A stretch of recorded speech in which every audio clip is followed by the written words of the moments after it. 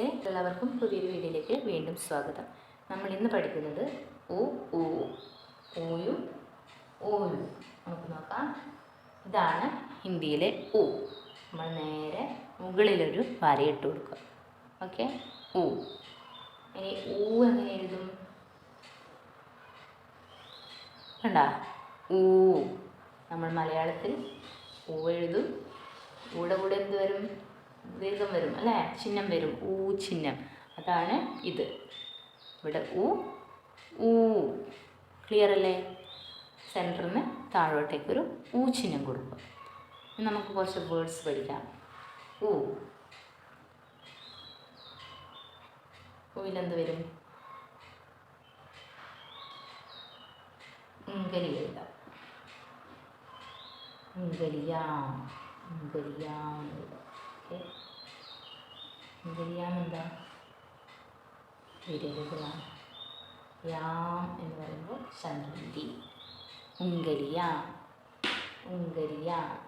ഉങ്കലിയാം. കണ്ട, ഉങ്കലിയാം. ഉങ്കലിയാം. ഓക്കെ.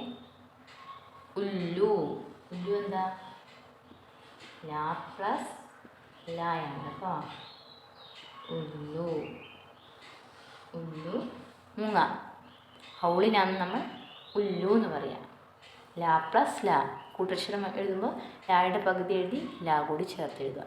ഉങ്കലിയാം ഉല്ലു. ഇനി നമുക്ക് ഊ വെച്ചിട്ടുള്ള വാക്കുകൾ വെച്ചിട്ടുള്ള. ഊയിൽ എന്തൊക്കെ വരും? ഊൻ. ഊൻ. ഊനെന്താണ്? നൂലിനൊക്കെ ഊൻ എന്ന് പറയും. ഊൻ. ഊൻ. പിന്നെ ഊണ്ട്. ഊണ്ട്. എന്താണ്? ഒട്ടകം. ഊണ്ട് ഒട്ടകം. ഉണ്ടിനെന്താണ്? ഒട്ടകം. അപ്പോൾ ഊയിൽ ഊൻ ഊണ്ട്. നമുക്കൊന്ന് എഴുതി നോക്കിയാലോ ഇതുവരെ. ആ ആ. നെക്സ്റ്റ് ആ. നമ്മൾ ഇതേപോലെ പറഞ്ഞ് എഴുതണം കേട്ടോ. ആ. ഇ. ഈ.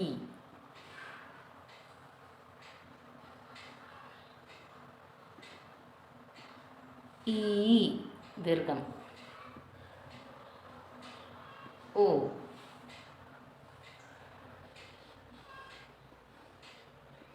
ഊ.